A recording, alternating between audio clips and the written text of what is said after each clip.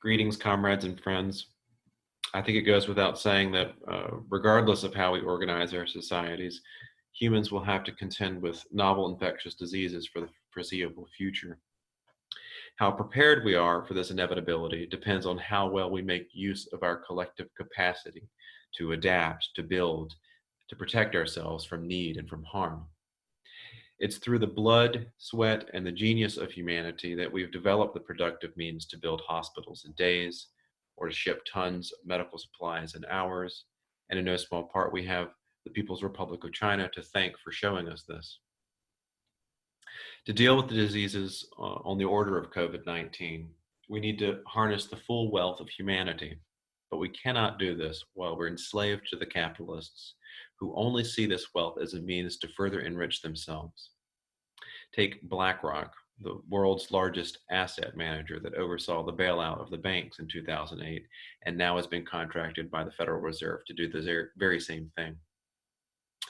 This bank is the second largest institutional owner of Amazon, of the pharmaceutical company Johnson & Johnson, and the war profiteering company Boeing, who stands to gain tens of billions of dollars in taxpayer money in this last corporate bailout. It also has ownership in many other multinational corporations. Medical workers and scientists have made clear what this crisis demands.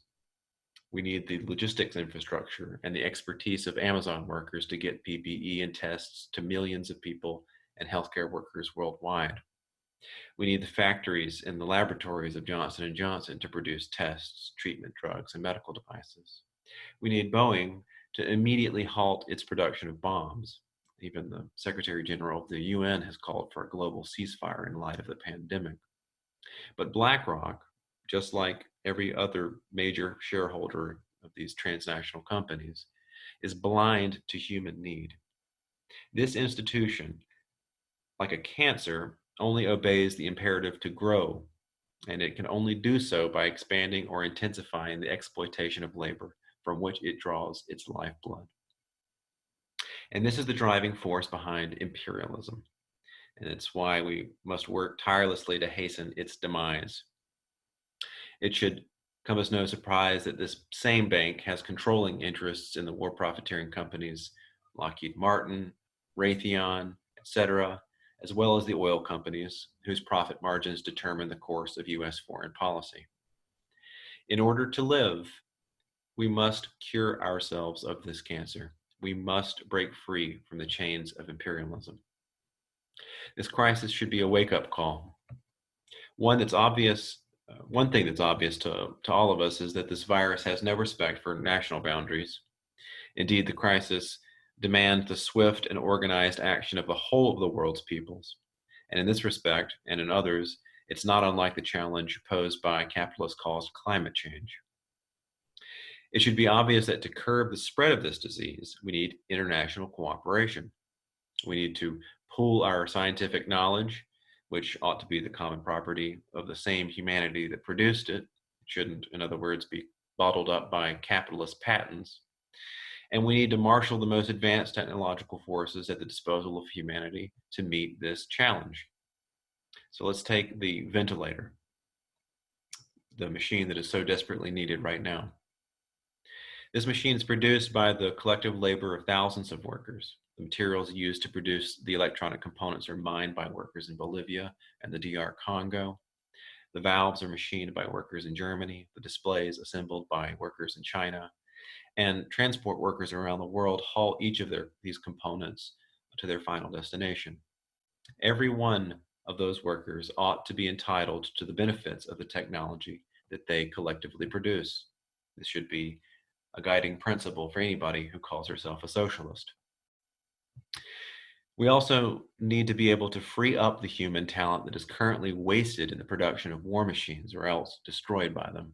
And I want to remind all of you out there that as of last year, the US dropped an average of one bomb every 12 minutes.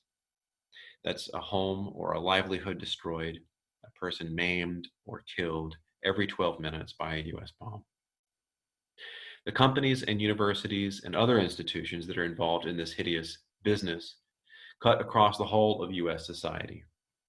The ever-ballooning capitalist war industry has infected many formerly civilian enterprises and institutions and everywhere it reaches, it acts as a drain on our productive capacity. Not only do military industrial firms steal more than $1 trillion from the national budget every year, and remember, these are our tax dollars, and they could be put to job training or education or healthcare. Not only that, but they put to waste the skills and talents of at least 3.5 million workers that might otherwise be developing medical technologies or building hospitals and so on. Only days ago, GE workers facing layoffs mounted a protest demanding that factories be converted to produce these much needed ventilators rather than military jet engines. This represents a repudiation of the company's corporate mission as it was expressed by its former president, Charles E. Wilson, who in 1944 advocated for a permanent war economy, undeterred by being tagged with the Merchants of Death label by the fanatical isolationist fringe. At this date, roughly 10% of total factory output in the United States goes into the production of weapons, which are sold to the Defense Department. Worse, every contract that's awarded to these war profiteers like Boeing and Raytheon and the like, emboldens the would-be fascists who sit on their boards. And I single these out because two of the last three psychopaths who held the position of U.S. Secretary of Defense also held top positions in these companies. We should remind folks out there that were the Democrats serious about resisting the likes of the fascist Donald Trump, they would vote against the war budget that year after year lays the groundwork for outright fascist rule. So we must make the case for the wholesale conversion of military production to civilian production, and we must lift up the demand, make ventilators, not bombs. We need to support, of course, workers' efforts to organize towards this end. But we should also clarify to our fellow workers and to U.S. soldiers and sailors the real basis on which the Pentagon operates. Whatever else they tell us, or whatever else their mouthpieces in the capitalist-owned media tell us, every one of their wars are wars to protect or enlarge the profits of the capitalist class. We have to show what a fraud and what a scandal it is that they invoke the term national security as they hoard masks and ventilators, and as they threaten war with China by launching hostile missile tests amid a global pandemic. This happened just days ago. Real national security would start with the full dismantling of the Pentagon. The U.S. hybrid wars on Venezuela and Iran are particularly brazen attempts by the U.S. ruling class to expand their wealth by seizing control of the first and the third largest oil reserves on the planet, respectively. Not only are they stepping up their inhumane sanctions amid a global pandemic, and we should say that right now the U.S. sanctions inhibit a third of the world's population from accessing the food and healthcare they need amid a global pandemic. Not only are they sending warships to the coast of Venezuela, but they're stepping up these aggressions, and in the process, they are risking the lives of millions, including the sailors that are condemned to live on these floating petri dishes that we call destroyers. And they are doing all this because they suddenly have a more urgent need for conventional oil, as the production costs of U.S. fracked oil and gas have recently become prohibitive. This is for the companies like ExxonMobil, etc. These are the calculations of the cannibals in command of the U.S. military. And this is why we must reflexively oppose every war maneuver of the U.S. government now more than ever. Lenin remarked that the end of the reign of capitalism would be impossible if the entire economic development of capitalist countries had not led to it. We workers have only become more numerous and more connected as capitalism has aged, and our ranks swell at every crisis. But we have to get organized in order to take advantage of our number. And the basis of that organization, the glue that holds it together, is solidarity. We should look to the exemplary internationalism of the Cubans, who have been on the front lines of this pandemic in Italy, in China, in Venezuela, and elsewhere. Their work is testament to the correctness of the revolutionary principles laid out by Che. And here I'll quote from you something that he wrote years ago.